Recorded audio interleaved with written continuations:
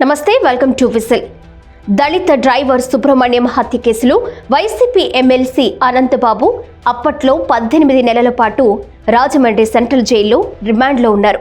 అయితే అది వైసీపీ ప్రభుత్వ హయాం. జైల్లో ఉన్న అధికార పార్టీ ఎమ్మెల్సీ హోదా జైలును తన కార్యాలయంగా మార్చేశాడు అనే ఆరోపణలు బలంగా వినిపించాయి. ప్రత్యేక సౌకర్యాలు, అనుకూల వాతావరణం, ఎలాంటి ఇబ్బందులు లేకుండా రోజులు హాయిగా గడిచిపోయాయి. కానీ కాలం మారింది, ప్రభుత్వం మారింది, పరిస్థితులు కూడా మారాయి.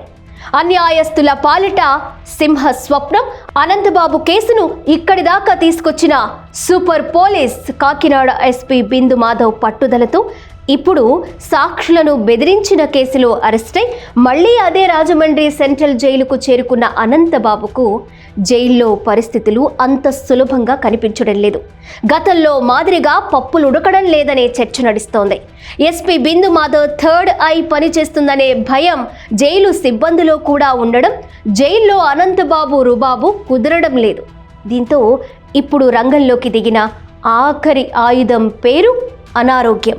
తనకు గ్యాస్ట్రిక్ సమస్య ఉందని, వెన్నునొప్పితో బాధపడుతున్నానని, ఆరోగ్య సమస్యల కారణంగా ప్రత్యేక వసతులు కల్పించాలని అనంతబాబు కోర్టును ఆశ్రయించారు. అంతేకాకుండా అదనపు లీగల్ ఇంటర్వ్యూలకు కూడా అనుమతి ఇవ్వాలని కోరారాయన. ఈ పిటిషన్పై గురువారం ఉమ్మడి తూర్పుగోదావరి జిల్లా కోర్టులో వాదనలు జరిగాయి. అనంతబాబు ఆరోగ్య పరిస్థితిపై స్పష్టత కోసం ప్రభుత్వ ఆసుపత్రిలో వైద్య పరీక్షలు నిర్వహించాలని కోర్టు ఆదేశించింది. దీంతో శుక్రవారం ఉదయం రాజమండ్రి సెంట్రల్ జైలు నుంచి ఆయనను ప్రభుత్వ ఆసుపత్రికి తరలించి వైద్య పరీక్షలు నిర్వహించారు. ఇప్పుడు అందరి దృష్టి సోమవారం సమర్పించబోయే వైద్య నివేదికపైనే ఉంది. ఆ నివేదిక ఆధారంగా కోర్టు ప్రత్యేక సౌకర్యాలపై నిర్ణయం తీసుకునే అవకాశం ఉంది. అయితే రాజకీయ వర్గాల్లో మాత్రం ఒక ప్రశ్న గట్టిగా వినిపిస్తోంది.